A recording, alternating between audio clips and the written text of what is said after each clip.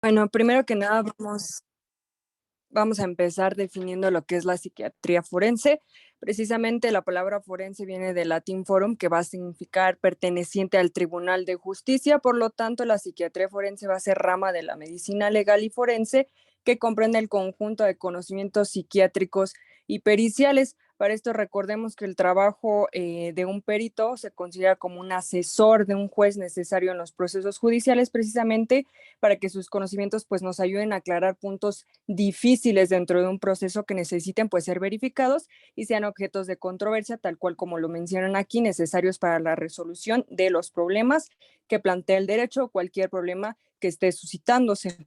Por lo tanto, va a estar completamente ligado con el estudio de problemas psicológicos y psiquiátricos que se plantean en el derecho. Propone aclarar aquellos casos en los que precisamente alguna persona, por el estado especial de su salud mental, pues necesite de una consideración especial ante la ley.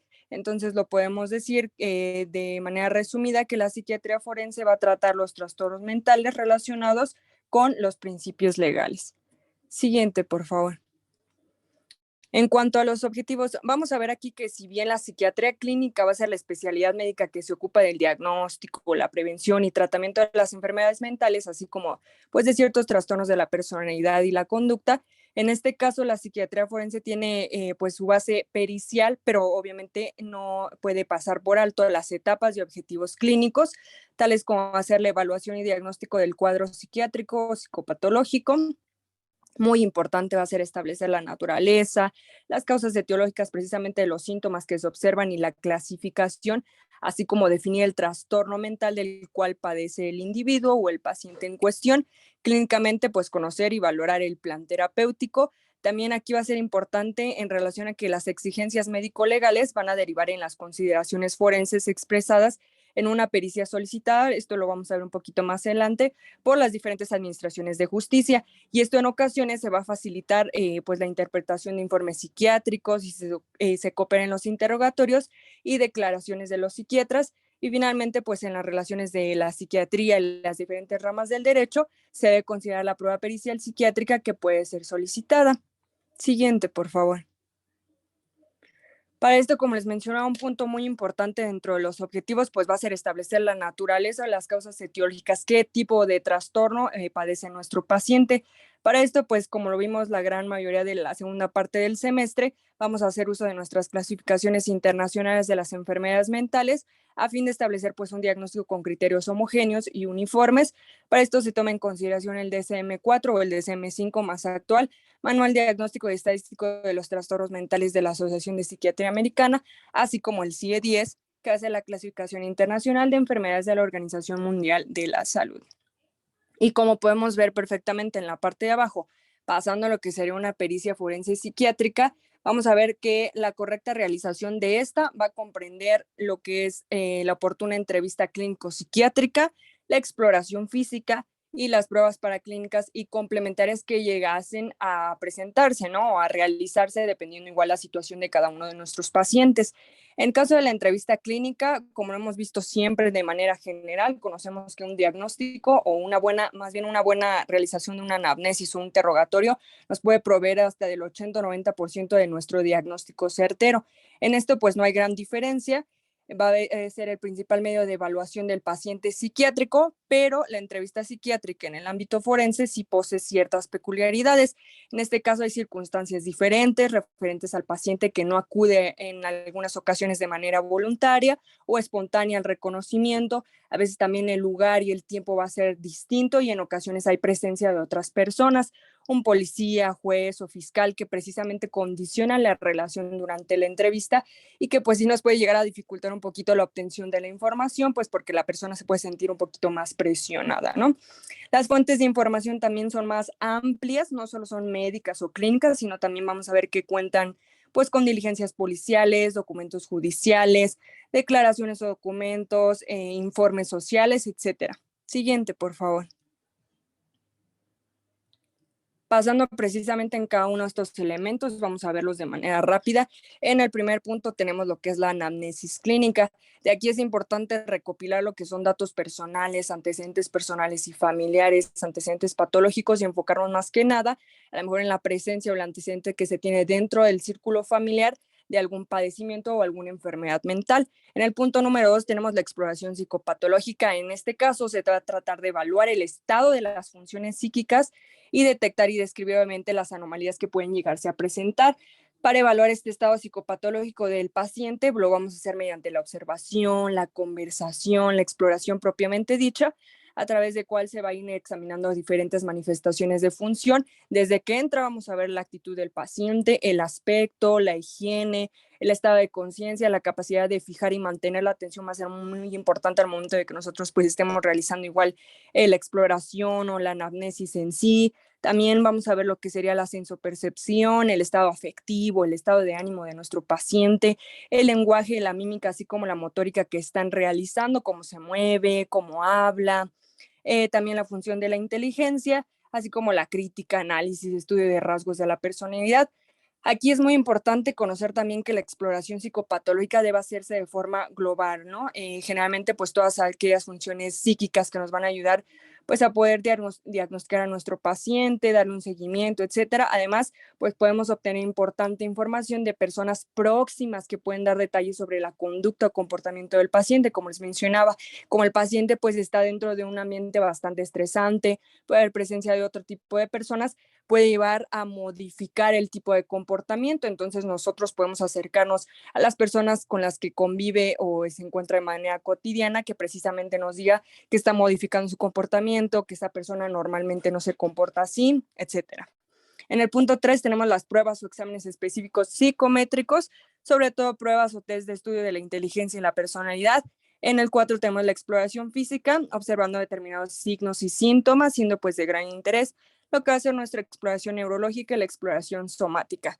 Y finalmente pues tenemos otras pruebas.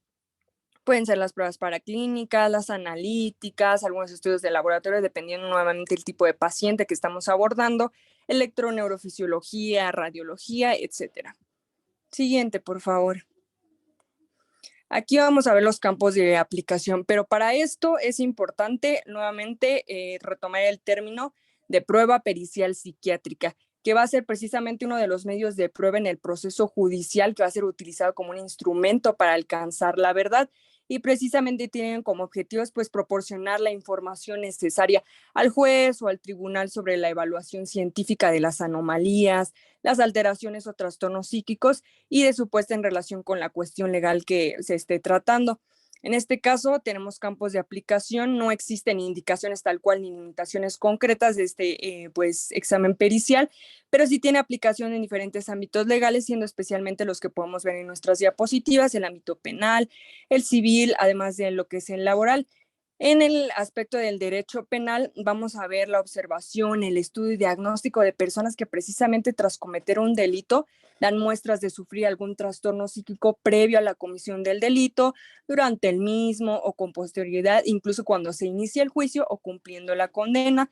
También aquí busca pues la evaluación del testimonio de autor, la víctima, así como el testigo, y también pues la evaluación ante casos de falsas denuncias, imputaciones, sospecha de simulación en agresiones sexuales, estafas, etcétera. Y como lo mencionan, principalmente lo podemos englobar, informa sobre el estado de salud mental, tomando en consideración el hecho de que la persona o el individuo implicado reconoce el valor de sus actos y es capaz de actuar conforme a ese conocimiento. Se sabe qué lo motivó a realizar precisamente pues algún acto delictivo. En el caso del derecho civil, precisamente va a ser alusión más que nada a la capacidad de testar, de otorgar poderes, de prestar consentimiento matrimonial o de celebrar contratos u otros documentos jurídicos civiles. Y precisamente si nosotros encontramos alguna alteración de este estado, se dice que la persona pierde esta capacidad o lo podemos referir como incapacidad civil de la persona involucrada. Y finalmente, pues tenemos el derecho laboral, que es la evaluación de trastornos psíquicos en la repercusión del mundo del trabajo y su repercusión judicial.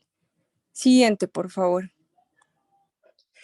Y aquí este es igual un concepto que no se les debe olvidar, porque más adelante cuando les demos pues los diferentes ejemplos en que es aplicable en diferentes enfermedades, lo vamos a ir viendo. Entonces nosotros podemos catalogar a la imputable o imputabilidad como un concepto jurídico de base psicobiológica. Es nada más que atribuir a alguien un acto que tiene la obligación de sufrir las consecuencias penales que señale pues el ordenamiento legal por la realización de un acto delictivo, dar a cada quien lo que se merece en relación precisamente a la realización de un acto delictivo.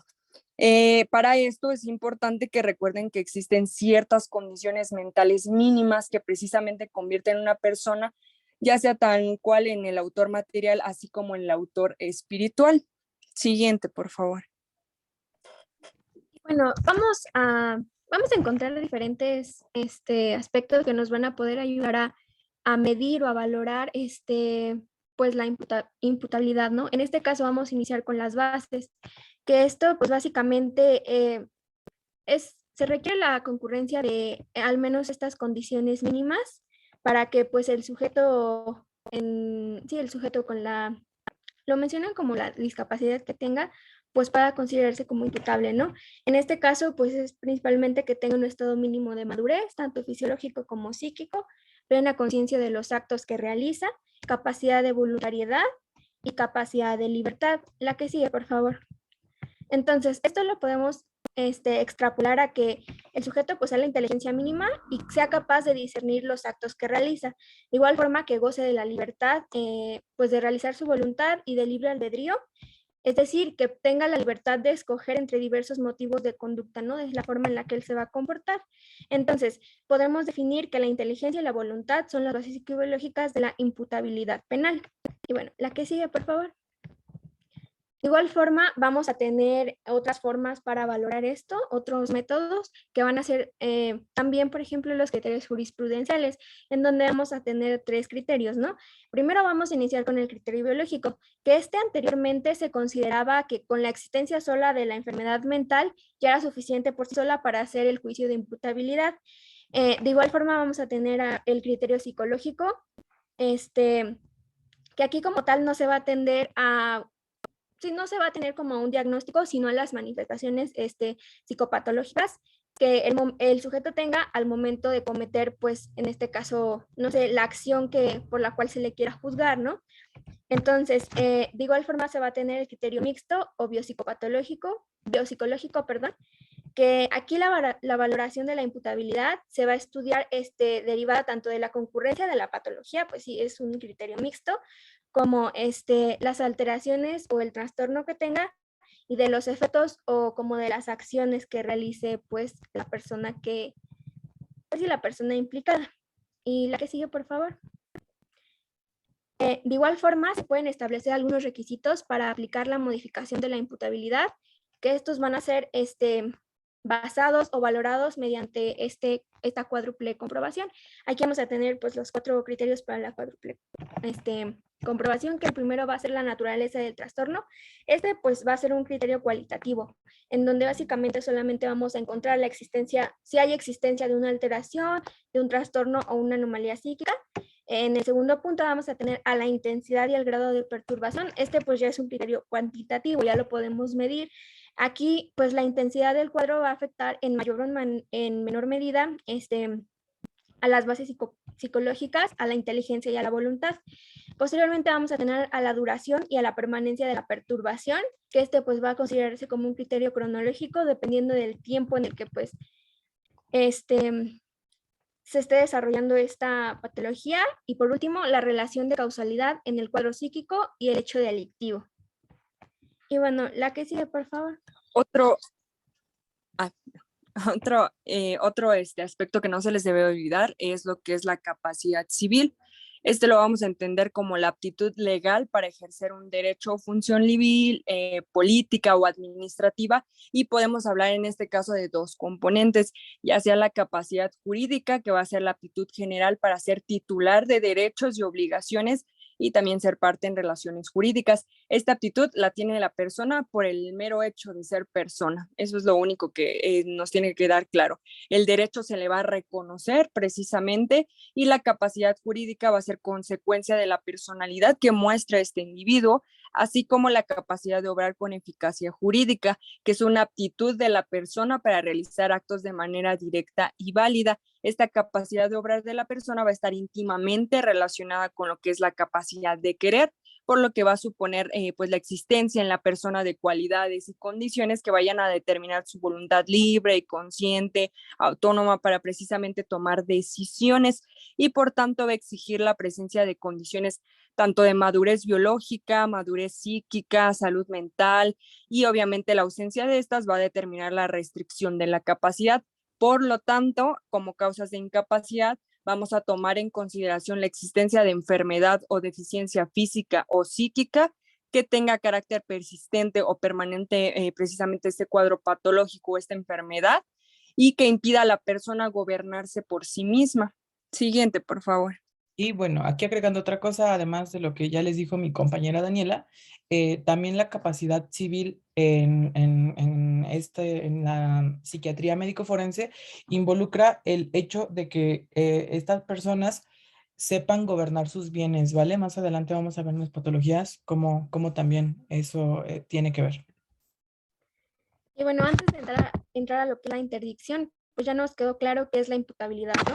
Pero ahora también otro concepto muy importante que tenemos que tener en cuenta es pues la inimputabilidad o inimputable, que en este caso aplica cuando un sujeto comete un acto que es calificado como un delito, pero va a carecer de madurez mental o física, y pues por estos motivos la ley considera que no puede ser responsable de sus actos al tener anuladas o gravemente lesionadas o perturbadas pues la voluntad y la conciencia, ¿no? Como conciencia o inteligencia, como mencionábamos previamente pues en los diferentes criterios para valorar el grado de imputabilidad de una persona.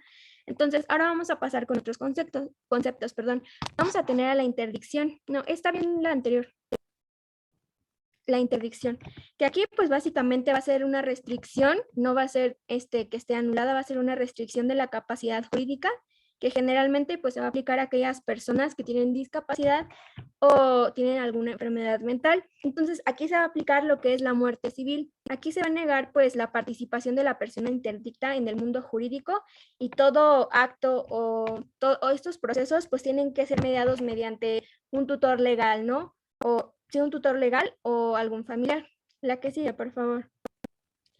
Y de igual forma aquí entra lo que va a ser la inhabilitación o también la llaman a veces incapacidad, que aquí pues va a ser la necesidad de asegurar la protección del sujeto que va a carecer de la aptitud para el gobierno de su persona, de su propia persona o de sus bienes, ¿no?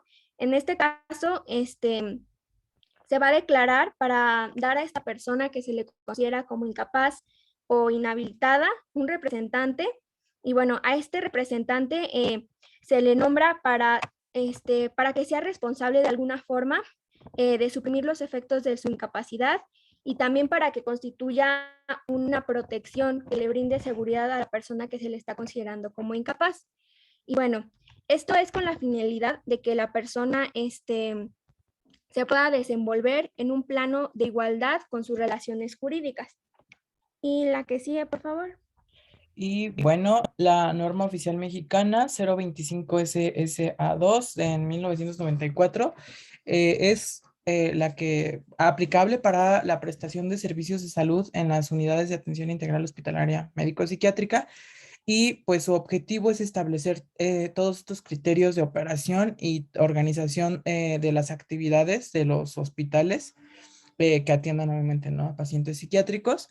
Esta pues es aplicable en sector público, social y privado y pues contiene algunos aspectos que podrían guiar a la aplicabilidad de los conceptos que les acaban de mencionar mis compañeras.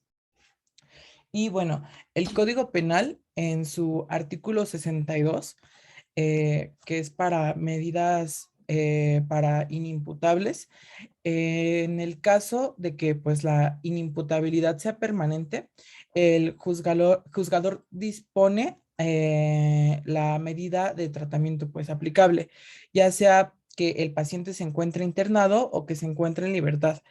Esto pues se tiene que hacer previo al procedimiento penal pues respectivo o al delito que haya cometido el paciente. Y pues en el primer caso, el imputable pues es internado en una institución correspondiente pues para su tratamiento durante un tiempo necesario para alcanzar una curación o una mejoría, eh, sin rebasar obviamente este tiempo. Bien, continuando con el Código Penal, aquellos artículos que van a estar pues, relacionados con estos aspectos, vamos a continuar con el artículo 63, el cual hace referencia a la entrega de imputables a quienes van a corresponder legalmente a hacerse cargo de ellos, ¿no? En este caso, pues un juez o la autoridad competente le podrá entregar al imputable a sus familiares o a las personas que conforme las leyes pues tengan la obligación de hacerse cargo de él, ¿no? Siempre y cuando reparen en medida de lo posible el daño y se obliguen a tomar las medidas adecuadas, pues para que esta persona reciba un tratamiento y también tenga la vigilancia adecuada y bueno, que se garanticen el cumplimiento de las obligaciones contraídas y pues lo que les indique el juez, ¿no? Continuando con el artículo 64, este hace referencia a la modificación o conclusión de la medida. Aquí la autoridad competente, como ya mencionaba el juez o la autoridad competente, va a poder resolver la modificación o conclusión de la medida considerando pues las necesidades del tratamiento que se van a acreditar mediante las revisiones periódicas que tenga esta persona con la frecuencia y las características del caso, ¿no? Las características que vaya teniendo cada caso. Vamos a continuar con el artículo 65, en el cual pues nos hace referencia al tratamiento para los inimputables disminuidos.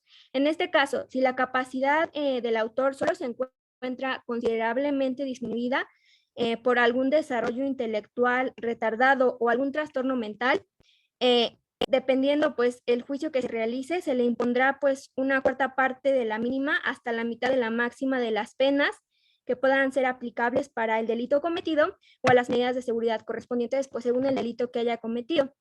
El artículo 66 nos hace referencia a la duración del tratamiento, que pues esta básicamente en ningún caso va a exceder el máximo de la pena privada de la libertad que se puede aplicar, perdón, en el caso pues de la que persona se encuentre sin ninguna alteración. La que sigue. Y bueno, finalmente vamos a tener al artículo 199, que, bueno, esto nada más se los voy a mencionar así, tal cual lo que dice el artículo. 199, que pues nadie puede ser declarado incapaz, sino por la sentencia judicial en virtud de las causas establecidas en la ley. Y el artículo 200, que aquí hace referencia a las causas de incapacitación, que son las enfermedades o deficiencias persistentes del carácter físico o psíquico que puedan impedir a una persona gobernarse por sí misma. Esto pues haciendo que una persona sea imputable o inimputable. Y bueno, la que sigue, por favor. Pues una vez conociendo las bases, realmente el marco legal de que acabamos de hablarles, es importante ver de qué manera es aplicable a determinados algunos ejemplos de enfermedades mentales que les vamos a dar, pero para esto es importante, primero que nada, conocer lo que va a ser la peligrosidad y su índice. Peligro viene del latín periculum, que va a hacer referencia precisamente al riesgo, a la contingencia inminente de que suceda pues algo malo. Por lo tanto, la peligrosidad va a ser la calidad del prejuicio que pudiese ocasionar un individuo y por lo tanto vamos a nosotros identificar un estado peligroso a la predisposición a la delincuencia o una actuación nociva del individuo implicado o el individuo en cuestión, ya sea contra una persona en específico, una comunidad u orden social. Aquí es importante porque en algunas legislaciones el grado de peligrosidad precisamente del delincuente va a ser uno de los criterios que se siguen para fijar la pena, así como la extinción de este potencial de agresividad, que determina el cese de una medida de seguridad, como ya nos había mencionado en uno de los artículos mi compañera Leslie. Siguiente, por favor.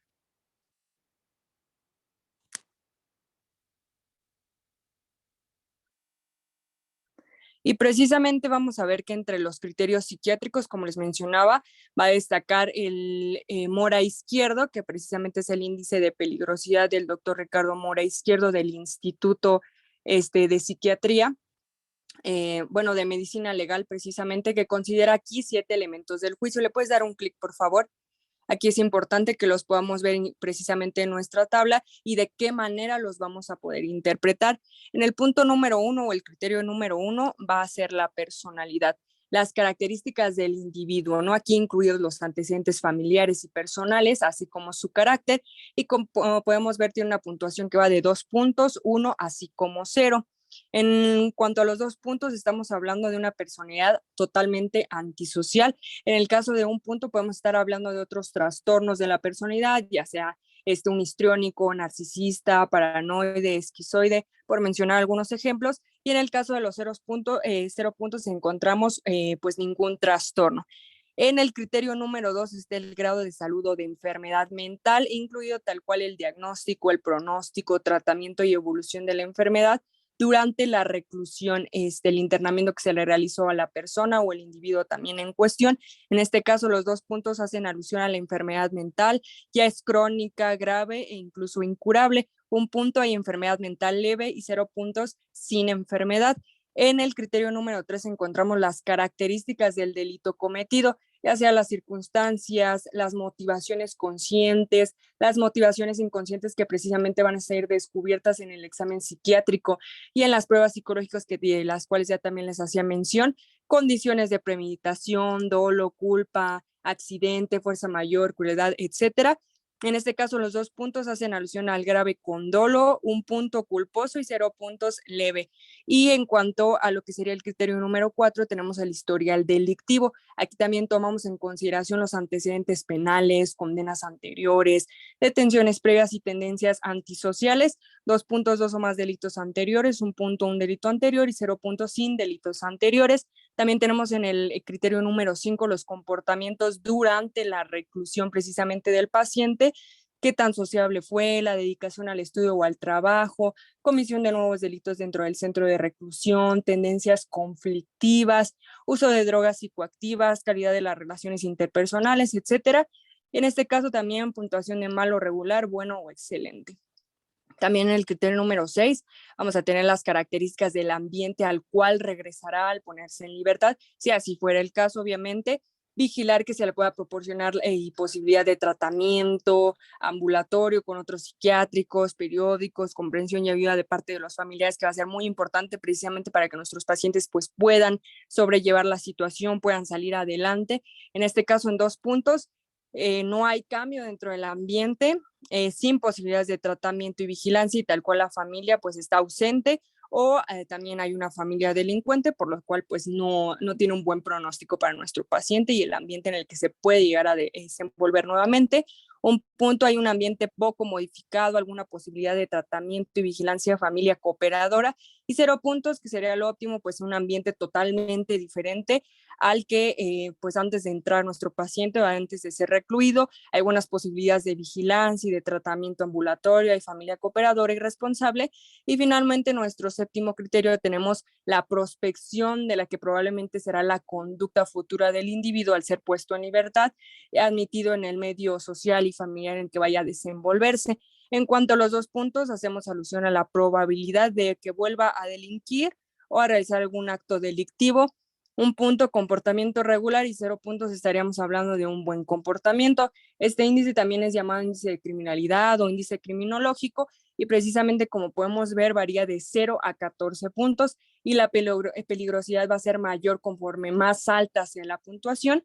Y como podemos ver, pues se va a ir mencionando o asignando una calificación que oscila entre 0 y 2 puntos a cada uno de estos criterios, y de acuerdo con los valores obtenidos se califica la peligrosidad en 3 grados. Baja peligrosidad social va a ser de 0 a 5 puntos, moderada peligrosidad social de 6 a 9 puntos, y alta peligrosidad social estaríamos hablando de 10 o más puntos. Siguiente, por favor. Ahora vamos a ver algunos ejemplos para aterrizar un poquito más los conceptos que acaban de dar mis compañeras, ¿vale? Primero, pues vamos a ver la discapacidad intelectual. En los libros todavía algunos lo refieren como retraso mental y pues es un trastorno en el que no hay un desarrollo mental completo o este se ve detenido de alguna manera y hay deterioro de las funciones concretas, pues dependiendo en la época del desarrollo en la que pues se hayan quedado estos pacientes y contribuye pues obviamente, ¿no? A una alteración en el nivel de la inteligencia, en las funciones cognitivas de nuestro paciente, en su lenguaje, en su capacidad motriz y de socializar. Y puede acompañarse pues de muchos trastornos, ¿no? O sea, hemos visto en nuestras clases de psiquiatría cómo no suele aparecer una por sí sola, sino suelen ser comórbidas, ¿vale? Entonces, ahora sí, respecto a la psiquiatría médico-forense, pues vamos a ver que los delitos van a tener como una variabilidad, ¿no? O sea, no vamos a poder decir, todos van a cometer los mismos delitos, pero em, se tiene que tener precaución conforme más grave sea esta discapacidad intelectual, ¿vale? Ya que pues ellos son los que podrían actuar de una forma más violenta o no tener esta capacidad de autogobernarse. Entonces, pues eso los lleva a cometer delitos. Los principales que pueden llegar a cometer en los casos graves son contra la libertad sexual, agresiones, abusos, exhibicionismo, zoofilia y necrofilia, o contra el patrimonio, como pues son los robos o los hurtos. Y pues leí que usualmente suelen ser como robos burdos, o sea, de cosas como sin mucho valor. eh, pero estos pacientes, bueno, en los casos más graves, suelen negar que cometieron ese robo y como que lo que los podría delatar es que son incapaces de inventar una coartada o un invento o una excusa lógica pues para librarse del problema. Las lesiones y el homicidio también son delitos frecuentes, obviamente pues son producto de su impulsividad, de que son irreflexivos y son caracterizados porque van a tener una ausencia de planificación. O sea, es como de que se va a enojar y puede llegar a lesionar o a matar a alguien. Y estos pues pueden ser inducidos también estos pacientes a cometerlos. No sé, yo, Adrián, podría inducir a una persona, obviamente no lo voy a hacer, ¿verdad? Con discapacidad, pues a que cometa un asesinato, pues para que a mí no me lleven a la cárcel y pues tampoco a él, ¿no? O sea, si lo declaran imputable. Y también, pues como ya les dije en este ejemplo, esto suele hacer a estos pacientes víctimas, pues de su propia discapacidad, ¿vale? Dentro de la imputabilidad penal, pues ya vimos, se tiene que hacer una valoración, se tienen que hacer cuestionarios, se tienen que hacer toda esta anamnesis, el examen físico, pues para determinarla con el fin, pues, de establecer una profundidad del retraso y caracterizar el delito cometido. Encontré que para clasificar en especial a estos pacientes con un coeficiente intelectual menor a 50, se considera como discapacidad intelectual profunda o grave y en estos casos suelen llegar a imputabilidad completa. En el caso de que tengan un coeficiente intelectual mayor a 50, de 50 a 70, pues ya tienen la capacidad de discernir entre lo lícito y lo ilícito. Entonces, la imputabilidad va a depender, pues, más que nada aquí del tipo de delito y de la situación en la que se haya dado. Y su capacidad civil, en los casos, pues, más graves, en el profundo, no suelen gobernarse, no suelen administrar por sí propios sus bienes, son susceptibles, pues, como tal, a una incapacitación y a que se les establezca un tutor legal. En el caso de que sea una discapacidad moderada, em, pues obviamente hay una dificultad para comprender pues todas estas normas sociales, estos hábitos de convivencia y deben de valorarse las condiciones de vida pues para determinar la necesidad de un tutor y usualmente pues estos tienen una imputabilidad como parcial. Y en los casos leves, para determinarlo se tiene en los casos leves como que individualizar mucho y que desmenuzar mucho pues todos los hechos, todo el delito y pues la enfermedad del paciente. para determinar si en el momento en el que cometió el delito, en realidad no podía autogobernarse. Entonces suele ser como más algo más retrospectivo. Ellos, los más leves, no suelen requerir una incapacitación total, y el juez pues es el encargado, ¿no? De determinar esto, pero usualmente no suelen requerir incapacidad. Vamos a pasar con lo que serían los trastornos de la personalidad, que precisamente como ya los abordaban y nuestros compañeros en clases anteriores, le puedes dar un clic. Como podemos ver, pues es una lista bastante extensa. Tenemos el paranoide, esquizoide, límite, histriónico, narcisista, obsesivo compulsivo, etcétera. Siguiente, por favor. Pero vamos a abordar nada más algunos ejemplos, como podemos ver aspectos médico-legales, precisamente empezando por el trastorno paranoide. Aquí recordemos que son personas que no suelen quedar contentas con acciones de otros y con frecuencia llegan a plantear delitos de tipo denuncias y reclamaciones. Les gusta pues ser pleitistas o armar mucho pleito, mucho relajo por muchísimas cosas o por el más mínimo detalle. Ahí en el aspecto en el que se encuentran en relaciones de pareja, ideas de celos, vigilar, controlar el teléfono, el correo, incluso lesiones por agresión y homicidio. Y se hacía mención, por ejemplo, en las relaciones en cuanto a vecinos o personas que viven pues alrededor de él, hay amenazas, insultos o agresiones, daños o robos. Y posteriormente tenemos el trastorno antisocial o psicópata. Este es muy importante también porque conocemos que el psicópata por su propia naturaleza es un delincuente en potencia. Sin embargo, aquí no hay que olvidar que no todos los psicópatas pues llegan a infringir la ley, así como no todos los delincuentes van a ser psicópatas. La imagen tal cual pues de un psicópata como un depredador en busca de presa para torturar y dar muerte a su víctima, sangre fría, sin remordimientos, pues solo llega a afectar a una parte de estos sujetos.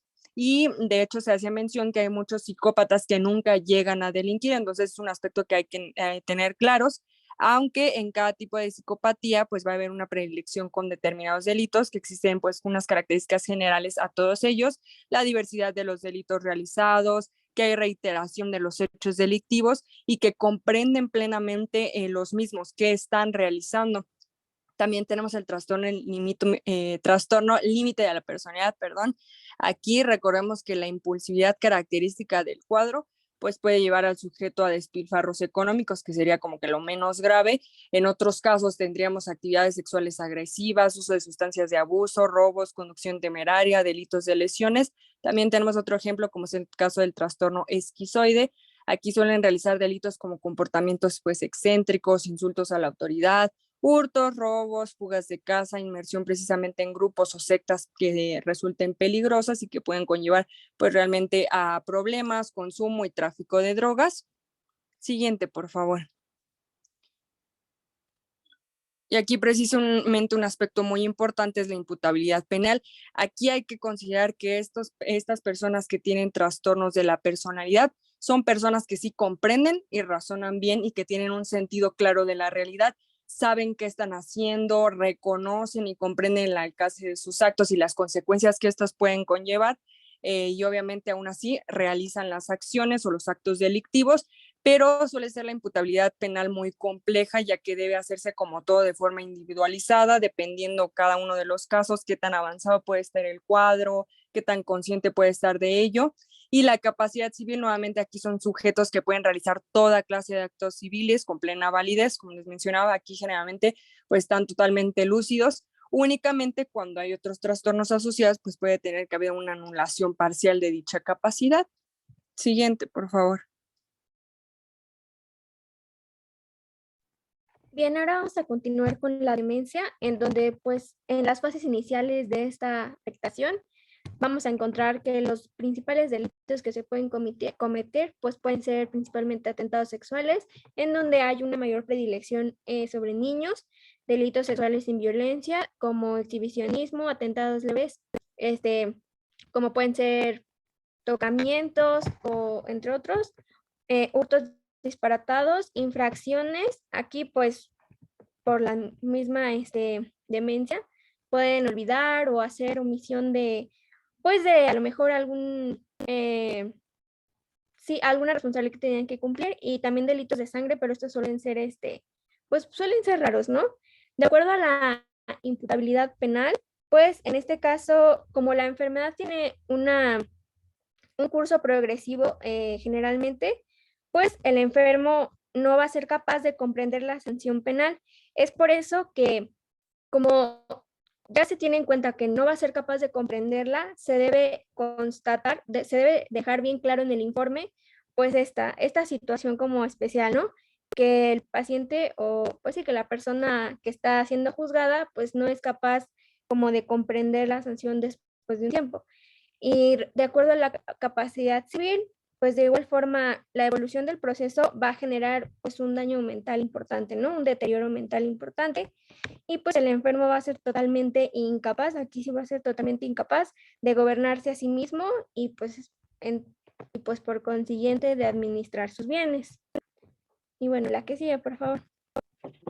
El delirium o síndrome confusional es una afección, pues frecuentemente es reversible y también es transitoria. Aquí se ve involucrado pues el metabolismo del cerebro, suele ser esta de un inicio agudo o subagudo a diferencia de las anteriores y se manifiesta obviamente por anomalías repentinas neuropsiquiátricas. Aparece secundaria pues a alguna patología que actúe directamente en el sistema nervioso central o que afecte como a nivel sistémico, pero pues que termine afectando al sistema nervioso central. Dura poco tiempo y suelen clasificarse como hiperactivos, hipoactivos o mixtos, ¿vale? Y los delitos más comunes se producen pues por esta confusión que tienen, por lo que pues obviamente va a llevar a un entorpecimiento y pues se van a ver modificadas todas estas funciones psíquicas superiores. Entonces se van a dejar como libres los automatismos y la impulsividad. Es común que estos pacientes pues sientan de pronto así un miedo intenso por las alucinaciones que podrían llegar a ser amenazadoras o sus ideas delirantes. Y esto obviamente pues lleva a que agredan a otras personas que pues para ellos les resulten amenazadoras, aunque sea algún familiar o algún cuidador o alguna persona que pues haya tenido la mala suerte de toparse.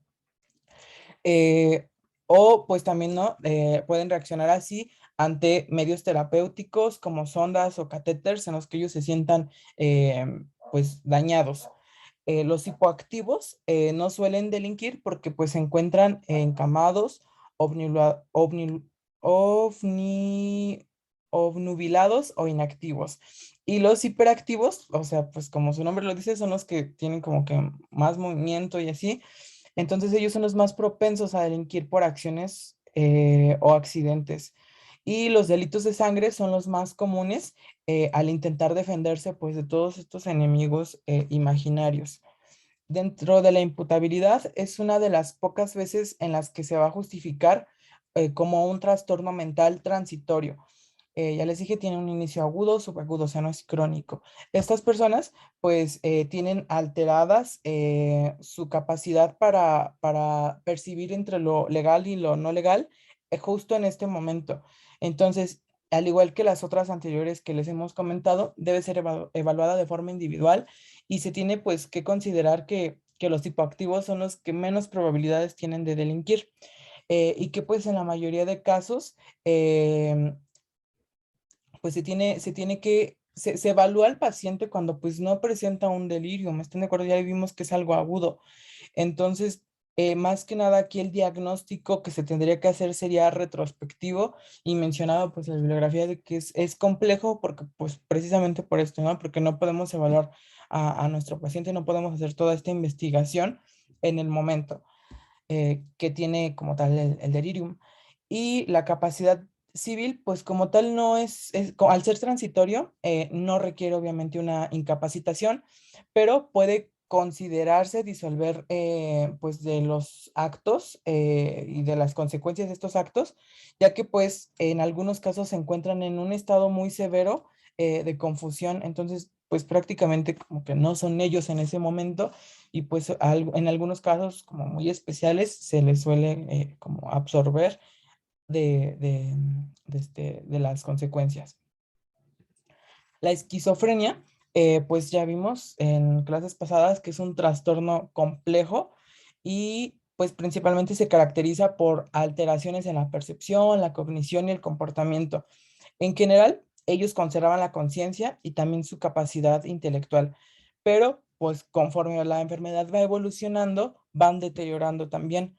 Eh, es importante volver a recalcar que es de la psicosis como menos uniformes dentro de toda la psiquiatría, y vamos a tener como una heterogeneidad en su clínica, en su etiología, que pues van a ser algo complejo, como el hecho de poder caracterizarlos a nivel médico forense, pues por todo esto, ya que pues también, ya recordemos en el cuadro clínico, ellos presentan alucinaciones, ideas delirantes, síntomas catatónicos o trastornos pues de afectividad, más eh, le sumamos comorbilidades, otras comorbilidades psiquiátricas.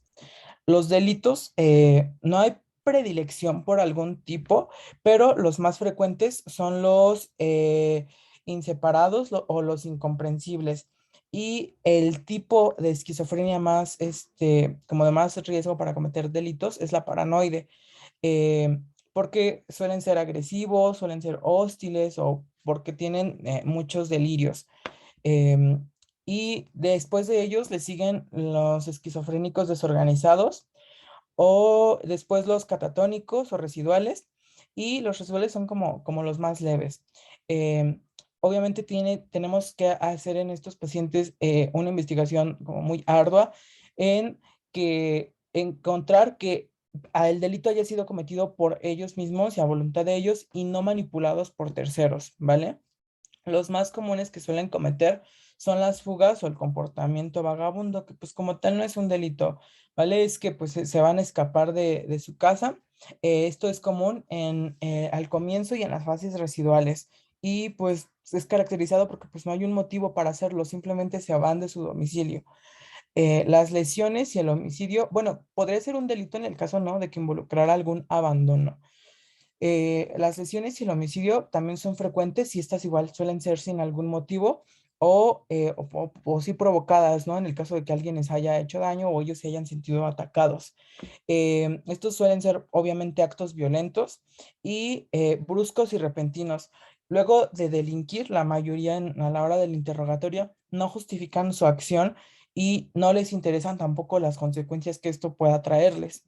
Los robos le siguen. Estos son robos igual, ¿no?, que en la discapacidad intelectual suelen ser absurdos y de cosas pues como que no con mucho valor monetario. También suelen ser aquí, tenemos la libertad, agresiones a la libertad sexual, como agresiones, abuso, exhibicionismo, tentativas suicidas y automutilación, precisamente por todas estas alucinaciones que tienen. Dentro de la imputabilidad, esta es compleja determinarla en esta enfermedad, como ya les dije, porque son capaces, algunos sí son capaces de distinguir entre lo legal y lo no legal, pero a lo mejor en el momento del ataque o en el momento del delito estaban padeciendo un delirio, y esto pues ya haría, ¿no?, que se nos complique el asunto combinándolo con lo anterior. Em, y de la capacidad civil, em, la pérdida de la capacidad pues es proporcional a la profundidad del trastorno, se debe de individualizar. Y durante como tal los brotes o en las esquizofrenias residuales pues no suelen ameritar incapacitación definitiva, cosa que pues sería distinta en el caso de como los casos leves, en el que pues no ameritaría como tal una incapacidad, ¿vale? El trastorno por ideas delirantes, aquí pues tenemos al paranoide, por ejemplo, tenemos a los trastornos por estado de ánimo, tenemos a varios trastornos aquí, ¿vale? Dentro de los delitos que podrían cometer ellos, los paranoicos son los más peligrosos. em, y ellos suelen cometer o tener como antecedentes penales, como lo veíamos en la clase, y suele haber obviamente delitos previos al diagnóstico de la enfermedad, o como tal, un delito puede ser su síntoma debutante. Los delirantes suelen cometer delitos a conciencia y los planean de forma meticulosa, porque pues conservan inteligencia, memoria, conciencia, juicio y raciocinio.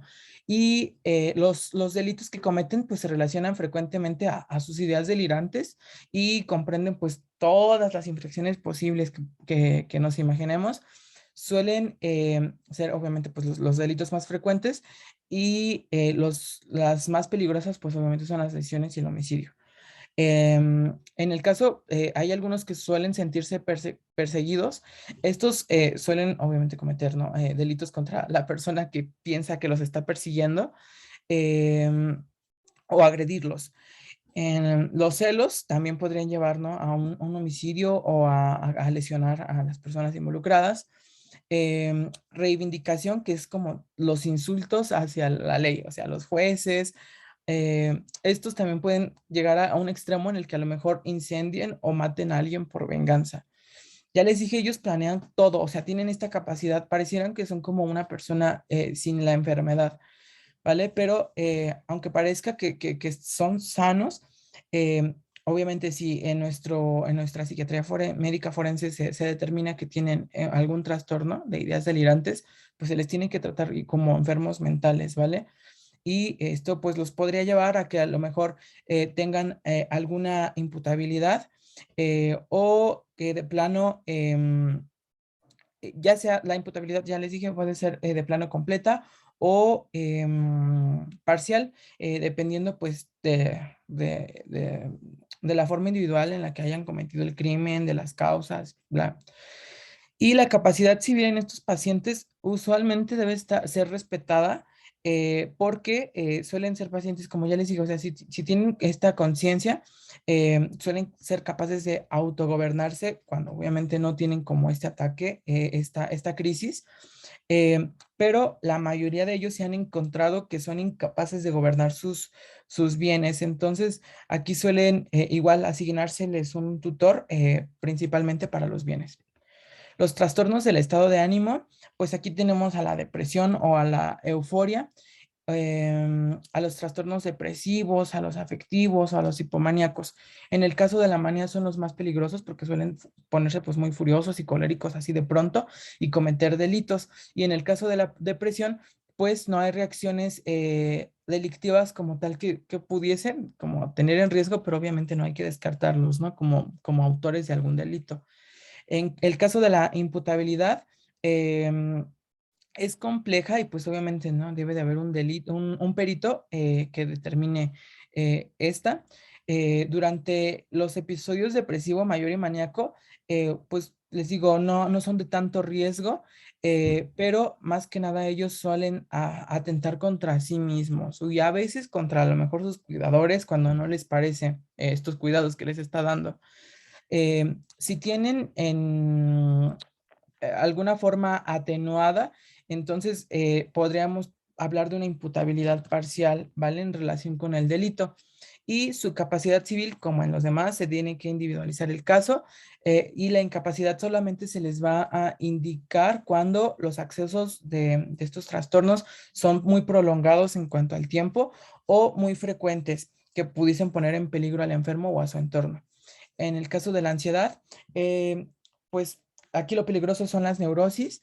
La mayoría pues tienen poca trascendencia médico-legal. Los delitos típicos son pues los ocasionados por su compulsividad, ¿vale? Entonces pueden llegar a robar, agredir sexualmente o a exhibirse. Y la imputabilidad en la mayoría no presentan pues capacidades intelectivas y volitivas y esto hace que pues tengan una imputabilidad parcial y su capacidad civil pues no suele verse involucrada y por lo tanto pues está conservada, ¿vale? No requieren de incapacidad. En el caso de los trastornos disociativos, estos pues aquí hay una organización distinta de la identidad, de la memoria, de la percepción y de la conciencia. ¿Vale? Como les puse ahí en la imagen, ¿no? Tienen como que pueden aquí entrar las personas que tienen varias personalidades. Entonces, pues aquí los delitos más cometidos son las fugas, los trastornos de identidad disociativa, que pues ellos son los que suelen o cometer robos, o pueden conducir de forma como temeraria o peligrosa, o bajo el efecto de sustancias, pueden llegar a lesionar a alguien o incluso hasta matarlo. Y en el caso de los trastornos por despersonalización, ellos suelen más que nada cometer delitos de huida, agresividad o accidentes de tráfico. En el caso de la imputabilidad, pues ya, igual que todos, variable, total o parcial, pues dependiendo de si el cuadro como tal en el momento está activo a la hora de cometer el delito.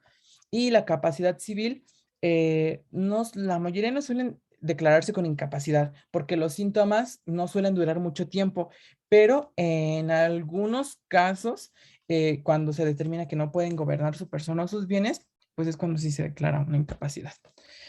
En el caso de los trastornos del control de impulsos, pues como su nombre lo dice, son incapaces de controlar son imposibles de controlar sus impulsos, ¿vale? Los delitos más comunes, pues son durante estas explosiones que tienen, pudiendo dañar propiedad, incendiar, causar lesiones o homicidios. La cleptomanía y la piromanía, pues también, ¿no? Podrían llegar a ser de estos trastornos del control de impulsos y pues se relacionan a delitos que las definen, la cleptomanía a robar y la piromanía a incendiar cosas. Y la ludopatía, que son los adictos al juego, o bueno, no son adictos, tienen un trastorno por el juego, ¿vale? Em, ellos tienden a robar o a estafar, a falsificar cheques y a malversar fondos públicos en el caso de que tengan algún trabajo relacionado a la, ¿cómo se llama? Al control de los bienes públicos. Su imputabilidad es parcial nada más en el caso de la ludopatía. En los otros casos tienen una imputabilidad completa la mayoría de ellos porque pues en el momento de cometer el delito no están teniendo esta capacidad de autogobernarse.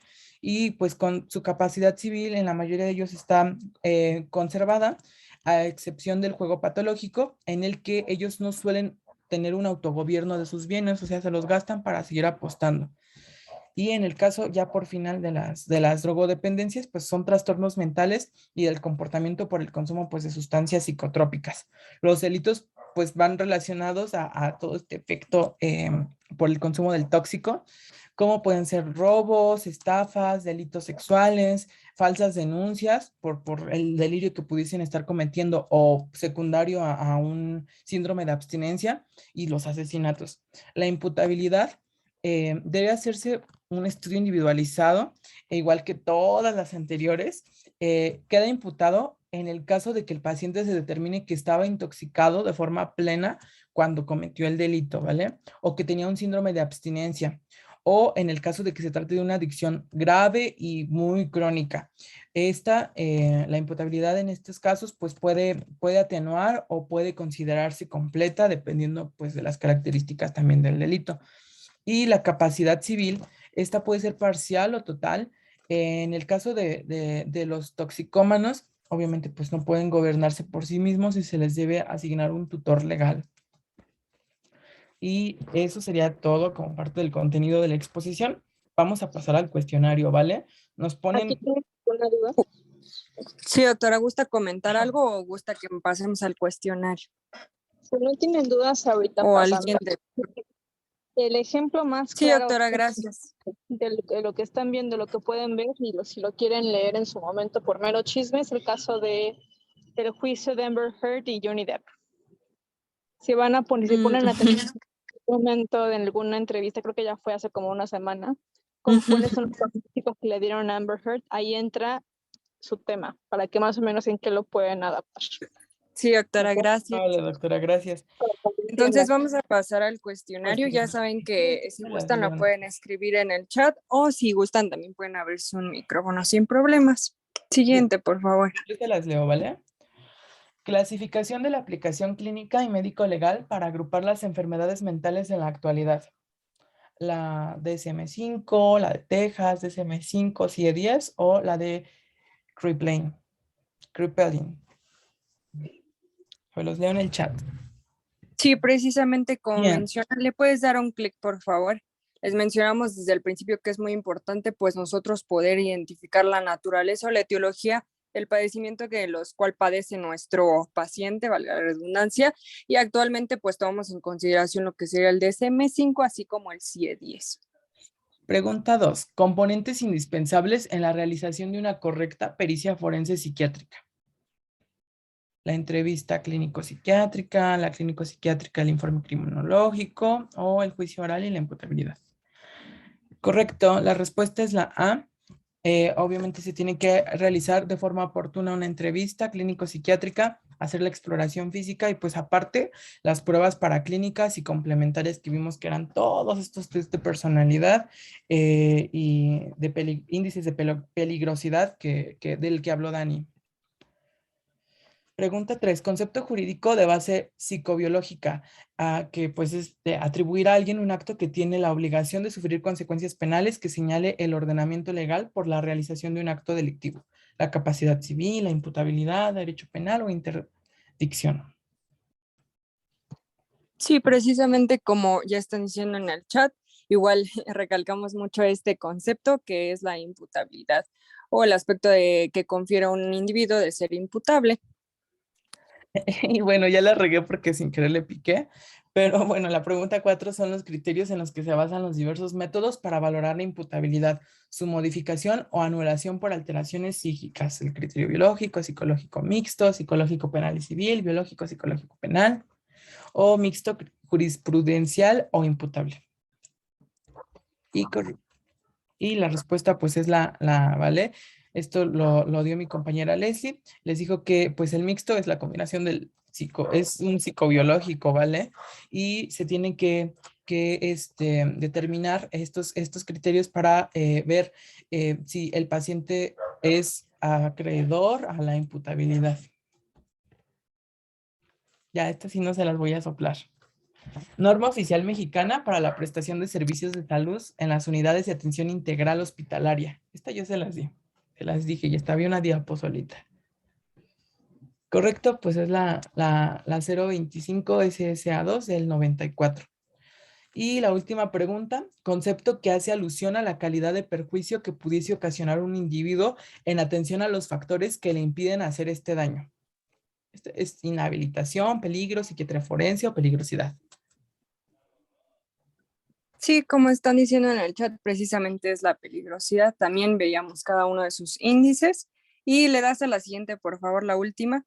Igual de todos los trastornos que vimos, acuérdense de una enfermedad mental que se caracteriza por llevar a cabo los delitos como atentados sexuales, con una predilección sobre los niños, igual muy importante, lo mencionaba mi compañera, delitos sexuales sin violencia, hurtos disparatados, infracciones en fases iniciales.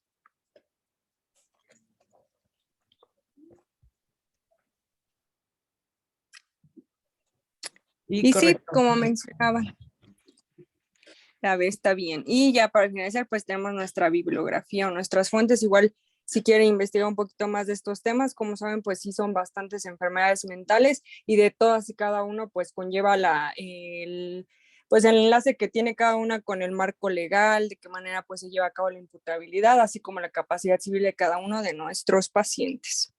Y pues ahora sí, doctora, no sé si gusta agregar algo o alguien más igual tiene alguna duda. Ninguna duda, ese tema más, digamos, un poquito más aburrido porque no es algo tan del día a día, pero finalmente con que sepan los nombres y los artículos y lo que es el índice de peligrosidad, quizá en algún momento en su práctica les va a servir. En el ENA no se los preguntan, en el examen profesional tampoco, así que ustedes relajados. Entonces nada más para que lo tengan en conocimiento. Sin nada más que agregar por parte de ustedes, pues ya terminamos. Y seguiremos rotando los que faltan conmigo, que creo que repite el grupo 6, y nada más les encargo que me manden su hoja, por favor. Vale, doctora. Gracias, doctora, nos vemos. Gracias, doctora. Gracias.